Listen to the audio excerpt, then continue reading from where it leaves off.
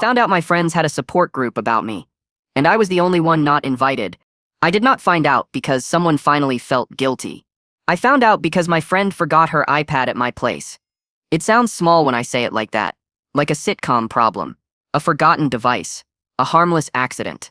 But that was the door, and once it opened, it did not stop opening. It started on a random Tuesday night. My friend Lana came over after work, kicked her shoes off at the door like she lived here, and collapsed on my couch. She was the kind of friend who never asked if she could come over. She just showed up, already mid-sentence, already in my space, already draining the last bit of quiet out of my day. Normally, I did not mind. Lana was funny, dramatic in a way that made boring things entertaining. She could turn a story about buying groceries into a performance. She had been in my life for years, since college, and she was woven into my routine like background noise. That night we watched half of a movie and talked through most of it. She was scrolling on her phone the whole time anyway, half listening, half typing. At some point she stood up fast and said she had to leave because she might have left her laundry in the dryer at her building. She grabbed her purse, checked it, patted her pockets, and then she did that thing people do when they forget something but cannot remember what. She shrugged. Whatever. I will text you tomorrow. And she left. The next morning, my doorbell rang at 7:40 a.m. I was not dressed. My hair looked like it had been through a storm. I opened the door and saw Lana, standing there with a forced smile and wide eyes. Hey, she said, too cheerful. Did I leave my iPad here? I blinked. You have an iPad? Yes, she said, like I was the weird one. I use it for work notes. It is important. I looked behind her in the hallway, like the iPad might be hiding out there. I did not see it, I said, but I can look. She stepped inside immediately, already walking past me, already scanning my coffee table like she expected it to be hiding under a coaster. Where did we sit? She asked. On the couch? I said slowly. She walked to the couch and started lifting pillows, like she was searching for a missing cat.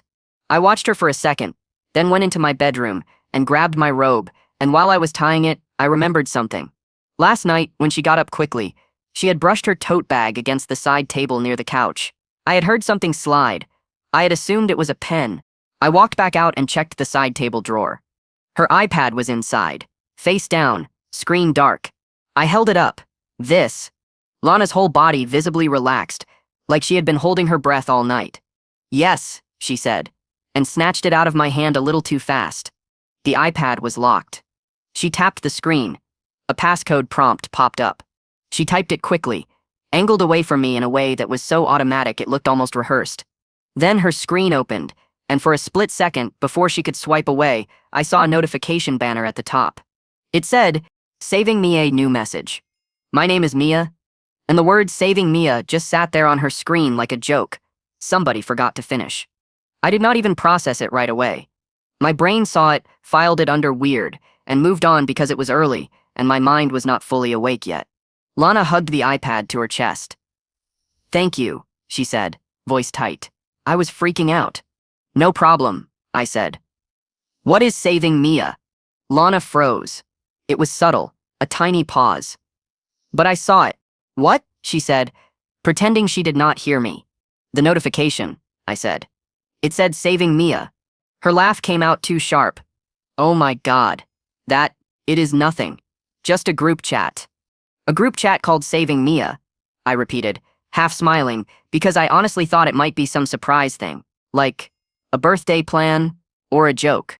Lana waved a hand like she was brushing away a fly. "It is stupid. It is like, when we talk about how you overthink and we try to help." My face changed before I could control it. The word help did not land right. It felt slippery. "Help me with what?" I asked. Lana Sepp's smile stayed on her face, but her eyes got annoyed. "Girl, do not do this at 8 in the morning, she said. "You know what I mean? Like we all care about you." "Who is we?" I asked. Lana Sepp's jaw tightened. "It is me and a few people. It is not a big deal." "Who?" I repeated. She sighed, like I was making her late. "Me, Jessa, Malik, and like a couple others. It is not deep." Jessa and Malik were two of my closest friends too. We were a tight little group, or I thought we were. I felt a weird pressure behind my ribs, like my chest was filling with something heavy. "So you guys have a chat about me," I said slowly. "It is not like that," Lana said quickly. It is supportive. I stared at her. Supportive for who? For you, she insisted, and she sounded almost offended that I was questioning it. For a second, I could not speak, because the idea hit me in a perfect, ugly way. They had been talking about me without me. A private space, a labeled space. A place where my name was the theme, and I was not invited. Lana shifted her weight. Okay, she said. I have to go. I will see you later. She stepped toward the door like she was trying to end the conversation before it became real. But my body moved before my brain finished thinking. Show me, I said. Lana stopped. Show you what? The group chat, I said. She stared at me like I had asked to read her diary. No, she said immediately. Why, I pressed. If it is about helping me, why can I not see it? Because you will twist it, she snapped. And then she caught herself, like she realized she said the quiet part out loud. My stomach dropped. I will twist it. Lana rolled her eyes. Mia, you take things personally. That is literally why we have the chat. That sentence hit me like a slap. Because it was not loving, it was not kind, it was not even neutral. It was an excuse. A neat little justification for why I did not deserve to know what people were saying behind my back. I stood there in my robe, barefoot, feeling ridiculous. Lana looked at her iPad again. Then back at me, and her face softened a little, like she was switching to her calm-down voice. Okay, she said gently. I should not have let you see that. It is just a place where we vent sometimes and try to figure out how to support you. That is it. Vent. Support. All those pretty words. Can I ask you one thing? I said. Sure, she said, still in that calm voice.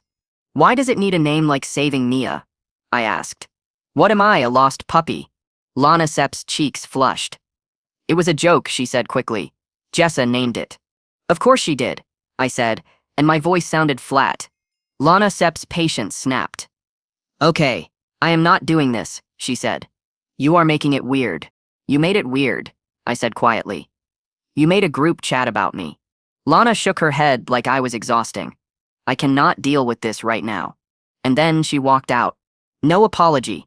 No reassurance. Just irritation, like I had inconvenienced her by noticing. The moment my door shut, I stood in silence. For a long time, I did not move. I just stood there, staring at the empty doorway like something might come back through it and explain what just happened. Then my phone buzzed. A text from Malik. You good? That was it. 2 words that felt like they weighed nothing. Because I could already imagine what had happened. Lana ran to the group chat. Saving Mia. She told them, I saw the name. She told them, I reacted. And now Malik was doing damage control, like a manager checking on an upset customer. I texted back, what is Saving Mia? 3 dots appeared immediately. Then disappeared. Then appeared again. Finally he replied, it is nothing. Lana being dramatic. I stared at his message. Nothing. Dramatic. Those words felt rehearsed, like a script they had all agreed on. So I did something I never do. I did not respond. I went to work. I sat at my desk while my mind played the same loop over and over. Saving Mia. We vent sometimes. You will twist it. That is why we have the chat. I kept thinking about the way Lana refused to show me, the way she flinched when I asked who was in it, the way she left before she had to explain. It did not feel supportive. It felt like something else. And the worst part was the question I did not want to ask myself. How long? How long had they been doing this? That night I met Jessa for dinner like we had planned. It was already on the calendar, and part of me wanted to cancel, but another part of me wanted to look her in the face and see if she would lie. We sat at a little place near downtown. Jessa showed up late, hair perfect, outfit curated, phone already in her hand. She hugged me, but it felt quick, like a gesture, not comfort. We ordered. We did small talk. She asked about my job. I answered without details. It was like my brain was editing my life in real time, suddenly aware that anything I said might be a topic later. Finally, in the middle of her talking about her coworker drama, I cut in. Do you guys have a group chat called Saving Mia? Jessa froze, fork halfway to her mouth. Then she laughed, sharp and short. Do not do that, I said. Lana left her iPad at my place. I saw the notification. Jessa's eyes slid away for half a second. Not long, but enough. Then she sighed like I had ruined the vibe. Oh my God, she said. Lana is so messy. So it is real, I said. Jessa put her fork down. Yes, she admitted. But it is not like, it is not mean. Then why am I not in it? I asked. Jessa leaned back and crossed her arms. Because you get defensive, she said, like she was stating a fact about the weather. I felt my face go hot. You have a private chat about me because you think I get defensive. Jessa waved a hand. It is not just about you. It started when you were going through that breakup phase and you were spiraling and we did not know what to say. I stared at her. My breakup was 2 years ago. Jessa blinked, like she forgot the time span because it had become normal to her. Okay, she said quickly, and other stuff. Like your anxiety, like when you think people are mad at you. I clenched my jaw. So you talk about me. We talk about how to handle situations, she insisted. It is not gossip. It is gossip, I said. Jessa Sepp's eyes narrowed. Mia, you are doing the thing right now. What thing? The thing where you make yourself the victim, she said. That word landed hard. Victim. I leaned forward. You made a group chat about me, and I am the victim for noticing. Jessa huffed. You are twisting it.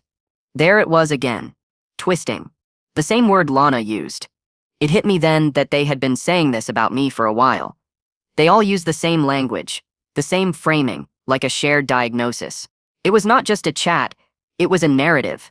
You named it Saving Mia, I said. That is not how to handle situations.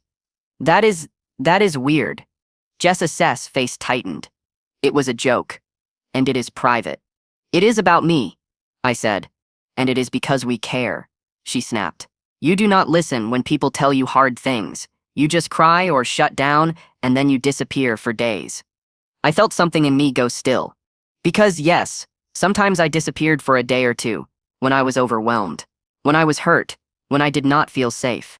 But hearing her say it like it was a character flaw, like proof that I deserved to be talked about behind my back, made something change. Who else is in it? I asked. Jessa hesitated. Then she said, why? Because I want to know who has been watching me and discussing me like I am a project, I said. Jessa looked down at her drink. It is not a project. Then who? I repeated. She sighed. Lana, Malik, me, Kay. Sometimes Nico. Kay was another friend, more distant. Nico was Malik's cousin, who I barely knew. The fact that my name had been a group topic with people I did not even trust fully made my stomach churn. And what do you say about me? I asked. Jessa's face hardened. I am not doing this, she said. I did not ask for a speech, I said. I am asking what you say. Jessa looked around the restaurant like she wanted an escape. Finally, she said something that made me feel like the air dropped. We just talk about how you manipulate situations, she said. I blinked. Manipulate. You do, she insisted, and her tone sounded like she had convinced herself. You act hurt, and then everyone has to comfort you, and then you never take accountability for how you make other people feel. It is exhausting. My hands felt cold. That is what you think of me. Jessa's eyes widened slightly, like she realized she said too much, but she did not take it back. She doubled down. It is not personal, she said. It is just patterns. Patterns. Like I was a behavior chart. I sat back. In that moment, I realized I was not in a friendship group. I was in a study, and they were not trying to support me. They were trying to manage me. I paid for my food and left early. Jessa did not stop me. She texted me later. I hope you calm down and realize we are not the enemy. I did not reply.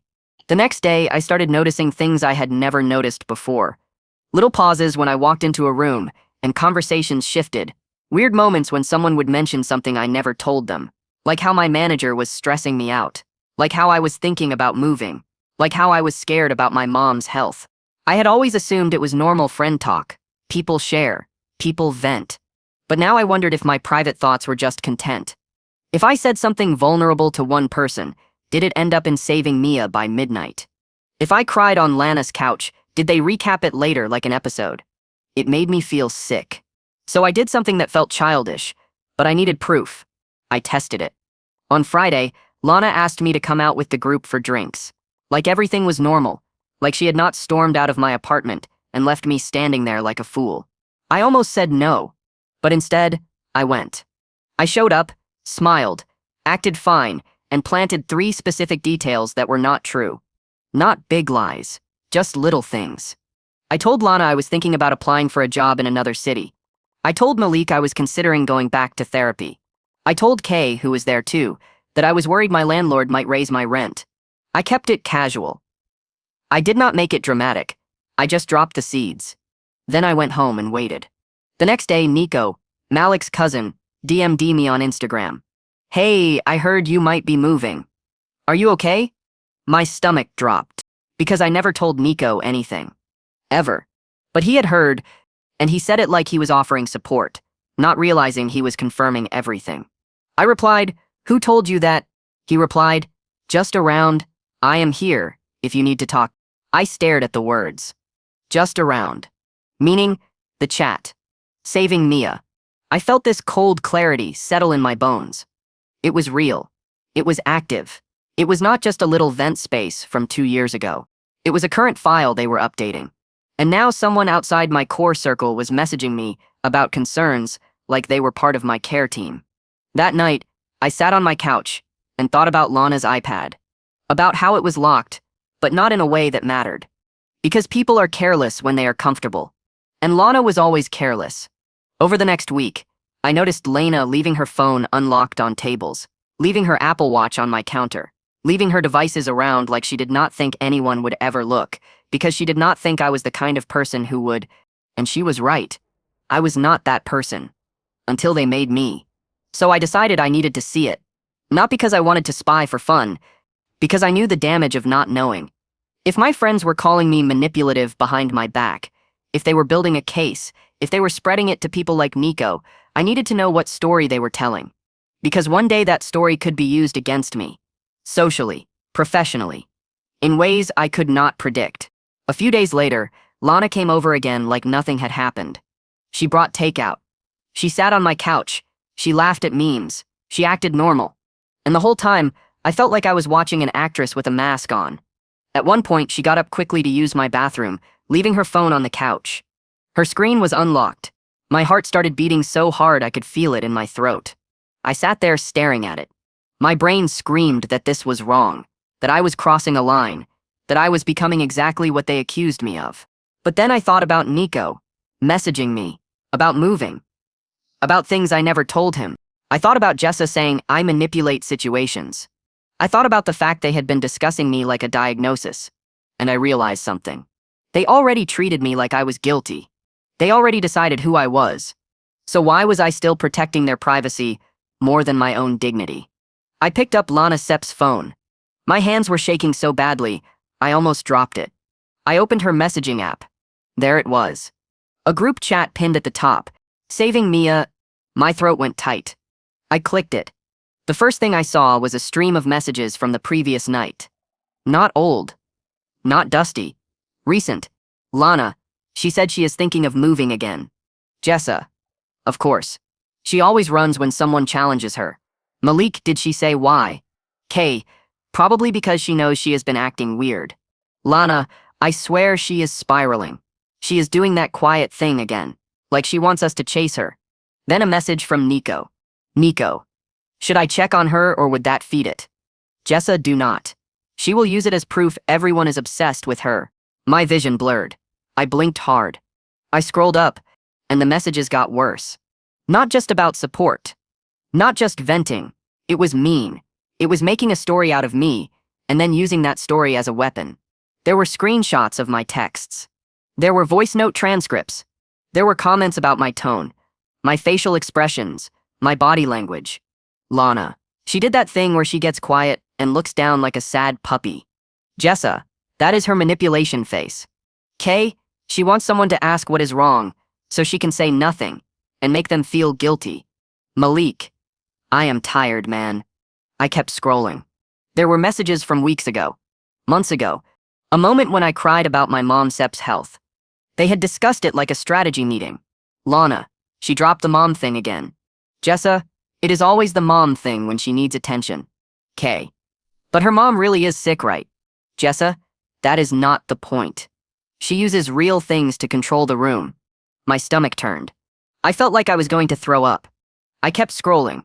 Because once you are in hell, You might as well see how deep it goes. Then I saw a message that made my whole body go cold. It was from Lana. Lana, also do not forget she is not invited to the cabin trip. She will ruin the vibe. The cabin trip. A weekend trip I had seen them planning vaguely on social media. I had assumed it was old friends, or family, or a work thing. I had not realized it was my group. My friends. A trip I was not invited to. Not because they forgot. Because they planned not to include me. I scrolled more. There were messages about my birthday. About how they only showed up because it would look bad if they did not. There were messages about my ex. About how they thought I picked wars to stay interesting. There were messages about my job. About how they thought my manager did not like me because I was too sensitive. Then I saw the part that made my hands go numb. A message from Malik. Malik low-key. I think she is the type to accuse someone of something serious one day. Like she will say someone did something to her and make it a whole thing.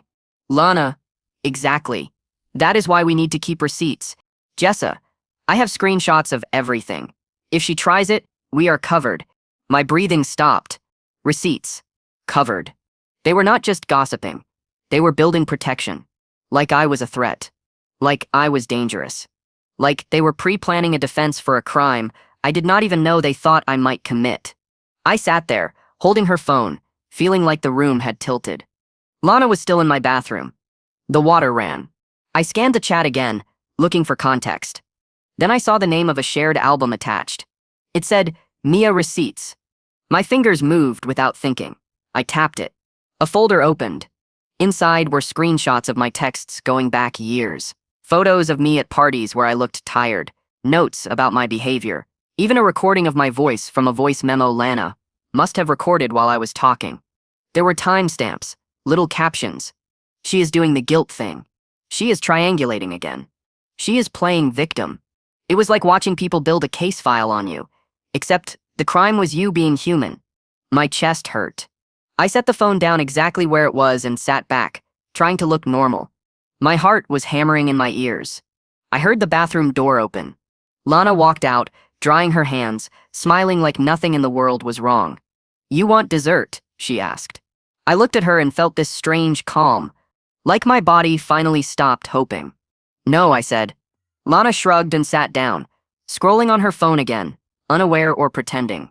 I made small talk. I laughed at the right moments. I acted because I needed her to leave without suspicion.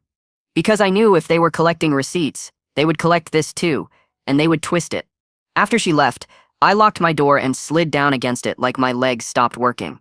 I stared at the floor, then I started crying. Not the dramatic kind. The quiet, shaking kind. The kind where tears come because your entire system is releasing something heavy. I was not crying because they did not like me. I was crying because they had rewritten me. They took every vulnerable thing I shared and turned it into a tactic. They took my anxiety and called it manipulation. They took my silence and called it strategy. They took my sadness and called it attention-seeking. And the worst part was that I started wondering if other people believed it. If Nico believed it. If Malik believed it. If they were all seeing me through the same dirty lens. The next morning, I did not confront them right away. I wanted to. My hands itched to text screenshots, to blow it up, to expose them. But I knew how this would go. They had already prepared the story. Mia is paranoid. Mia is spiraling. Mia is twisting it. Mia is spying. Mia is manipulative. If I came in hot, it would feed the narrative they built. So instead, I got strategic in a way I never wanted to be. I collected my own receipts. I screenshotted nothing because I could not. I did not have access anymore. But I wrote down everything I saw.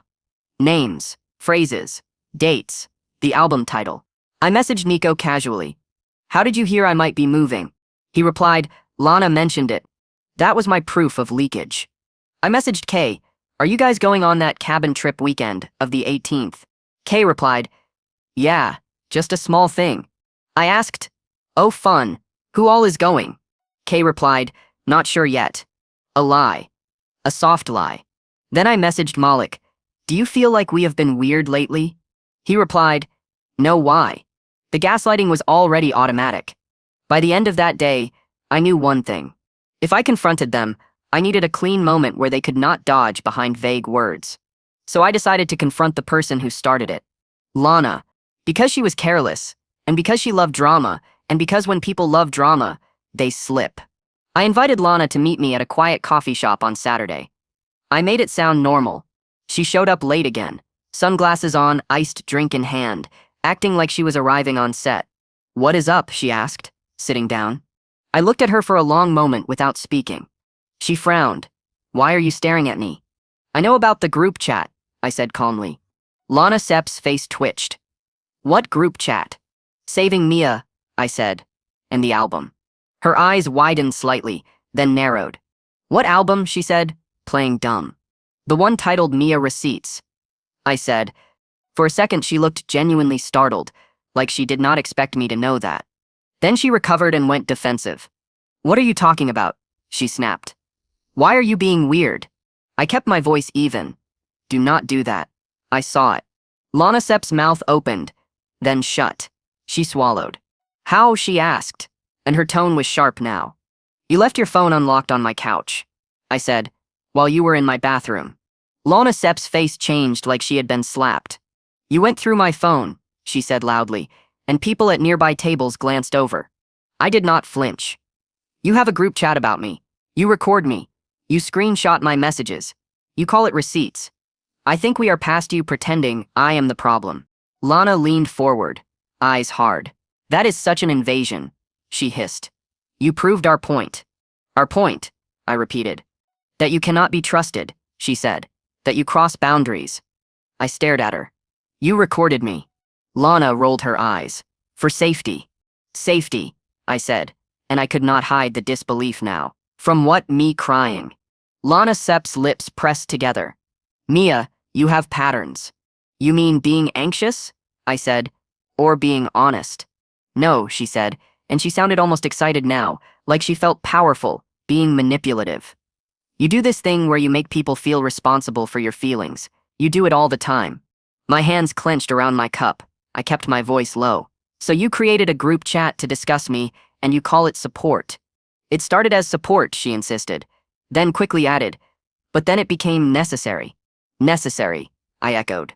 "Yes," she said. "Because you are exhausting, and you never see it. You never listen. You always cry, and then we have to comfort you, and then you do it again." I felt a wave of anger rise up, but I kept my voice steady. "You talk about my mom Sepp's health," I said. "You call it a tactic." Lana shrugged.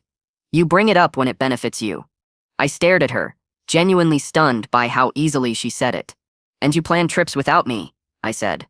Lana Sepp's expression turned smug. "Because you ruin the vibe." That was the moment I realized she was not embarrassed. She believed she was right. And worse, she enjoyed it. I said, "So you hate me?" Lana scoffed. "I do not hate you." "You do," I said quietly. "Because people do not do this to someone they love." Lana leaned back and folded her arms. "You are so dramatic," she said. "See, you are doing it. You are making it this big betrayal, so you can be the victim." I took a breath. "Why did you invite Nico into it?" Lana blinked. "What?" "I saw he was in it," I said. Lana Sepp's face tightened. "Because he has seen how you act." "You barely know him," I said. "He has seen enough," she snapped. "And we needed more perspective, because sometimes you gaslight us and make us think we are crazy." I almost laughed. "Gaslight." They used therapy words, like weapons. "You are not my friends," I said. Lana Sepp's jaw clenched. "Fine," she said. "If you feel that way, leave. Nobody is forcing you to be here." I stared at her. "You built a whole case file on me, and you are telling me to leave." Lana smiled slightly. "Yes," she said, sweetly. "Because you are not safe." That word made my blood run cold again. Not safe. Like, I was a predator. I stood up, slow and steady, and looked her in the eyes. "You are disgusting," I said quietly. Lana Sepp's eyes widened. "Wow," she said. "There it is. The real you." I did not answer. I walked out. When I got home, my phone lit up with texts within minutes. "Jessa, Lana told me you went through her phone. That is insane." "Malik, why would you do that?" "Kay, this is getting out of hand, Mia." "Nico, I knew it." I stared at the messages, and felt something surprisingly calm. Because now I saw their formation. They were not asking what happened. They were assuming. They were defending the narrative, not searching for truth. So I did the one thing that gave me control. I blocked Lana, then Jessa, then Kay, then Nico. I paused on Malik, because Malik and I had been close in a different way. He was the one I thought might actually care. Then my phone buzzed again. Malik, you really proving everything we said. You always cut people off to punish them. That sentence made it easy. Block. The silence that followed felt like stepping out of a room that had been too loud for too long. But silence is not always safe. Because the story does not end when you block people. Sometimes it starts spreading. 2 days later, a coworker pulled me aside at lunch. "Are you okay?" she asked, voice careful. I frowned. "Yeah. Why?" She hesitated. "I just heard you have friend drama, like serious." My stomach dropped. "From who?" She looked uncomfortable. "A girl named Jessa. She was at a party with my cousin. She said you are going through a mental health episode, and you are accusing your friends of things." I felt my skin go cold. It was happening. They were taking the narrative out into the world. They were painting me as unstable. I took a deep breath. "What exactly did she say?" My coworker hesitated. "That you are manipulative, and that you went through someone SIP's phone, and that you have been threatening them, and that they are worried you will lie about them." My chest tightened. There it was. The not safe label. The implied accusation. The pre-defense. They were planting this version of me in other people's heads. So if I ever spoke up, the crowd would already be trained not to believe me. I went to my car after work and sat there, hands on the steering wheel, breathing slowly. I thought about doing nothing. About moving on.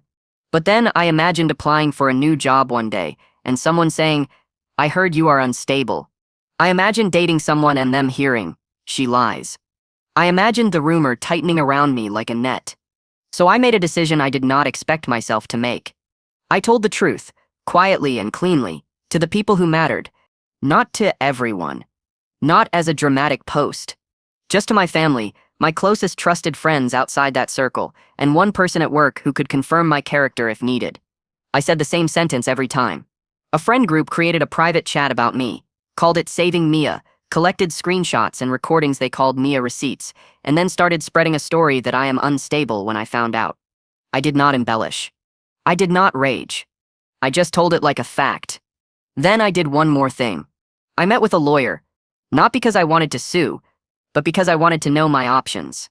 The lawyer listened, asked if I had evidence, and when I admitted I did not have screenshots, he nodded like he understood. He said something that stuck with me. "Most people do not need a lawsuit," he said. "They need a plan." A plan. He told me to document everything. Keep screenshots of messages I received. Keep statements from any third parties who mention rumors. And if the rumor escalated into something that affected my job or safety, there were steps I could take. Hearing it framed like that grounded me. It made me feel less powerless. A week later, Malik reached out from a different number. He texted, "Can we talk?" I stared at it for a long time. Part of me wanted closure. A bigger part of me knew closure with people like this is just another meeting where you get blamed. I replied with one sentence. "Stop spreading lies about me. Do not contact me again." He replied, "You are making yourself look worse." I did not respond. Then, a few days after that, something happened that confirmed I made the right call. I got an email from HR at work. Subject: quick check-in. My stomach dropped immediately. I went into the meeting room and sat down across from an HR rep and my manager. They were polite, but cautious. That special tone people use when they are trying not to accuse you while also preparing to. The HR rep said, "We received a message from someone claiming to be concerned about you." My manager looked uncomfortable. "They said they are your friend," she added. I felt my whole body go cold. Who? HR rep glanced at her laptop. "A Jessa." "Of course." HR said, "She said you may be experiencing emotional instability, and she was worried about safety." Safety. Again, I took a slow breath. Did she mention any specific incident? HR hesitated. "She said you have been making accusations, and that you went through someone's SEP's phone, and that she fears you may retaliate." Relentless. I kept my voice steady. "This is friend drama. I have cut contact with them. They are angry. They are escalating rumors. My manager frowned. Why would they contact your workplace? Because they want to control the story, I said. I can provide documentation of harassment. HR rep asked, do you have anything in writing? I pulled out my phone and showed them the texts from Malik's alternate number, the ones that came after I'd blocked him. I also showed them the message from my coworker, describing what she heard, because she had texted me the details after our lunch talk. HR rep read quietly, then looked up. Okay, she said.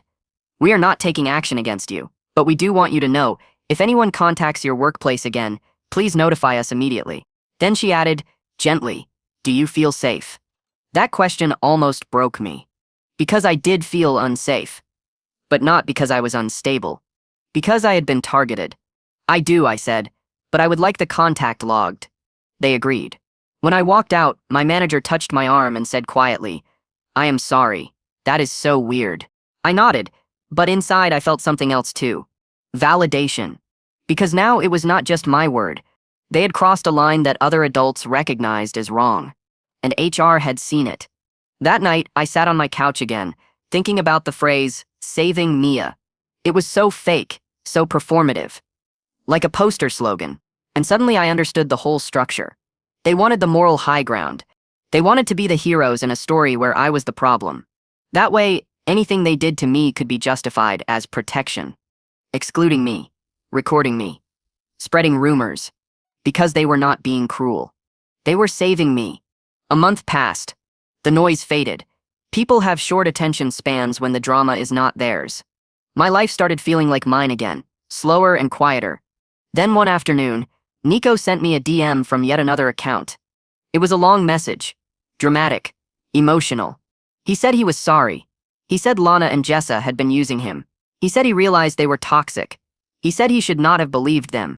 He ended it with, I hope we can talk. I miss you. I stared at it for a long time. And my first instinct was to reply, because my old self wanted to fix things, to offer understanding, to create a bridge. Then I remembered the chat, the receipts, the safety talk. And I realized something.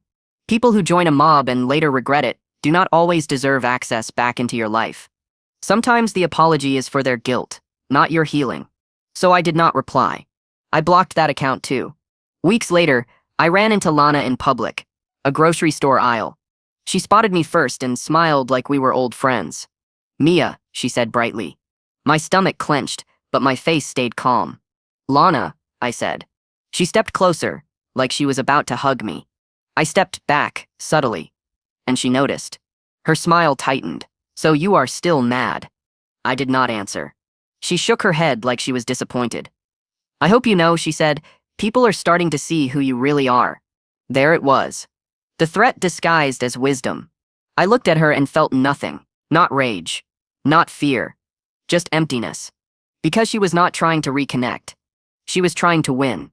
I said quietly, do not speak to me again. Lenisep's eyes narrowed. See, she said under her breath, victim. Then she walked away. I stood there for a second, holding a box of cereal, and I realized something I did not want to admit earlier. That group chat did not start because I was hard to love. It started because I was convenient. I was the glue, the topic, the entertainment, the communal enemy that made them feel united. And when I stopped playing my role, they did not miss me. They missed the story. The last thing I ever heard about saving Mia came from a mutual friend months later. She mentioned it casually, not realizing how it would hit. They renamed the chat, she said. I felt my stomach drop. Renamed it to what? She hesitated, then said, saving Lana. I stared at her. It was almost funny, in a dark way. The chat was never about me. It was about whoever they needed to control next. And that was the final confirmation I needed. I was not broken. I was not manipulative. I was not a project. I was just the first person who refused to keep letting them rewrite me. So that is the story. A friend forgot an iPad. A notification popped up. And I learned the hard way that sometimes the people who say they care the loudest are the ones quietly sharpening a story to use against you.